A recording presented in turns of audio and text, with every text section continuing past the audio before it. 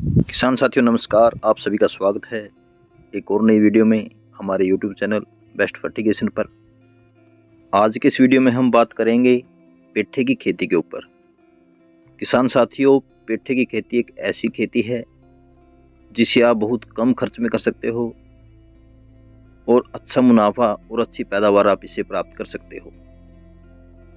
साथ ही किसान साथियों, इस खेती को आप सरसों की कटाई के बाद, गेहूं की कटाई के बाद और धान की या अन्य जो परंपरागत खेती आप करते हो उसकी बिजाई से पहले इसकी पूरी हार्वेस्टिंग आप प्राप्त कर सकते हो।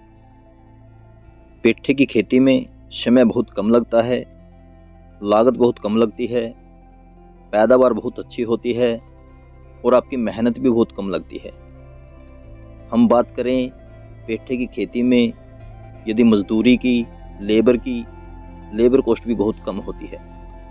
किसान साथियों, आप पेठे की खेती करके बहुत कम समय में और बहुत कम लागत में 2 से 2.5 लाख रुपए प्रति एकड़ बड़ी आसानी से आप कमा सकते हो। तो आइए किसान साथियों आगे बढ़ते हैं और वीडियो शुरू करते हैं।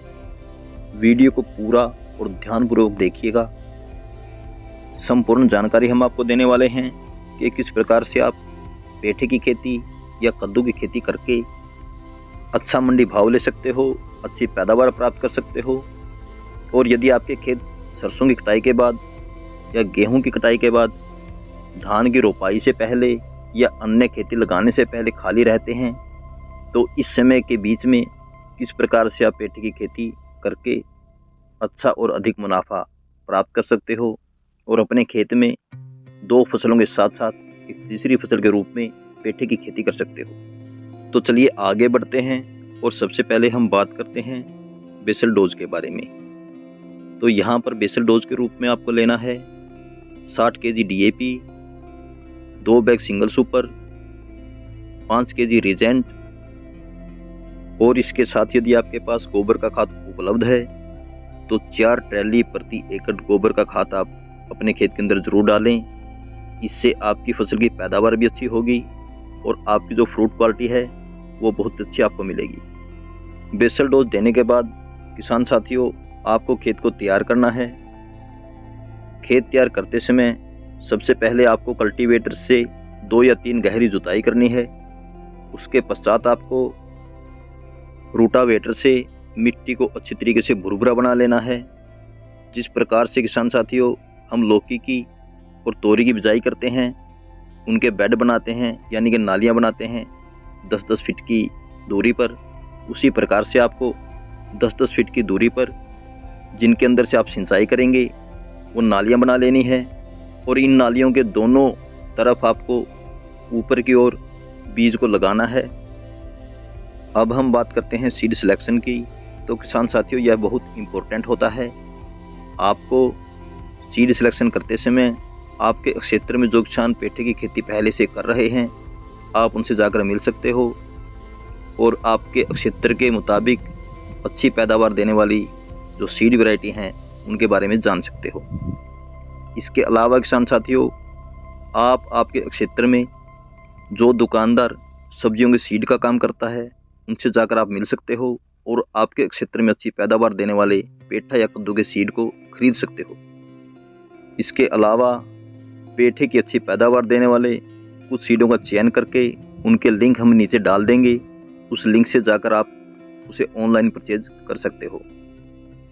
सीड का सिलेक्शन करने के बाद आपको अपने खेत में बीज को लगभग 1 फीट की दूरी पर लगाना होता है और बीज को नालियाँ जो मेड होती हैं उनके टॉप पर लगाना है ताकि पानी वहाँ तक ना पहुँचे और सीलन ही वहाँ तक जाए, जिससे बीज अच्छी तरीके से जर्मिनेट हो सके।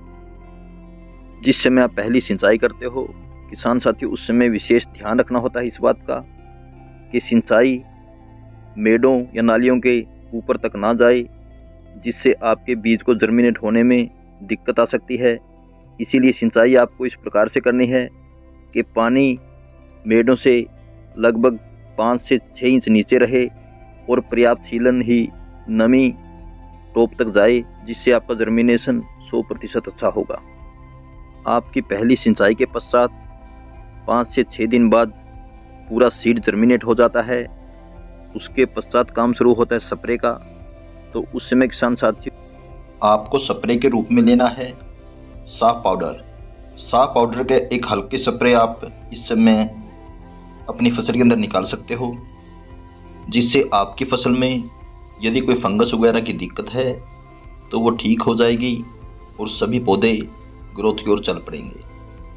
पहले स्प्रे के लगभग 15 दिन पश्चात आपको फिर एक स्प्रे निकालना होता है।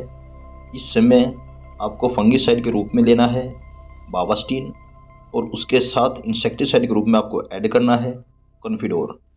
जब आपकी फसल लगभग 30 दिन की हो जाती है, उस समय आप बायर कंपनी की प्लानोफिक्स का एक स्प्रे निकाल सकते हो। इस समय आपकी फसल फ्लावरिंग स्टेज पर होती है। इस स्प्रे से आपकी फसल में फ्लावर अधिक आएंगे और फल फूल गिरने की जो समस्या है वो ख़त्म हो जाएगी। किसान साथियों, इस समय आपको विशेष ध्यान रखना है प्लानोफिक्स की जो डोज है आपको प्रति टंकी 5 ml से अधिक नहीं रखनी है। साथियों, जिस समय आपकी फसल लगभग 40 से 45 दिन की होती है, उस समय आपकी फसल में फ्रूट फ्लाई का अटैक हो सकता है। इसीलिए उस समय आपको इंसेक्टिसाइड के रूप में लेना है सोलोमन, जो बायर कंपनी का आता है। सोलोमन का स्प्रे निकालने के बाद आपकी फसल में जो फ्रूट फ्लाई का अटैक है वह ख़त्म हो जाता है। फ्रूट फ्लाई के अटैक के लिए किसान साथियों, यहाँ पर आप फ्रूट फ्लाई ट्रैप भी लगा सकते हो, जो आपको ऑनलाइन बड़ी आसानी से मिल सकती है। 50 से 55 दिन बाद आप NPK 19-19 और सागरिका का स्प्रे निकाल सकते हो, जिससे आपकी फ्रूट क्वालिटी बहुत अच्छी रहेगी और फ्रूट साइज में भी बहुत इम्प्रूवमेंट आपको देखने को मिलेगा। इसके बाद आपको अपनी फसल के अंदर समय समय पर जांच करते रहना होता है। यदि आपको फंगस की या कीटों का अटैक देखने को मिलता है तो आपको इसमें ज़्यादा महंगे स्प्रे यूज़ नहीं करने हैं और फंगीसाइड के रूप में आपको केवल कॉन्टैक्ट फंगीसाइड का ही इस्तेमाल करना है। इस समय आप फंगीसाइड के रूप में M45 ले सकते हो और इंसेक्टिसाइड के रूप में सिजेंटा कंपनी की इक्टारा, या इसके अलावा आप कॉन्फिडोर का भी यूज़ कर सकते हो। इस प्रकार से यदि आप समय पर बिजाई करते हो, अच्छे सीड का सिलेक्शन करते हो और समय समय पर अच्छे तरीके से अपनी फसल की देख रेख करते हो, तो किसान साथियों आपको बहुत अच्छी पैदावार देखने को मिलेगी। तो इस प्रकार से आप अपने खाली पड़े खेत में अच्छी पैदावार लेकर मात्र 3 महीने में बहुत अच्छा पैसा कमा सकते हो।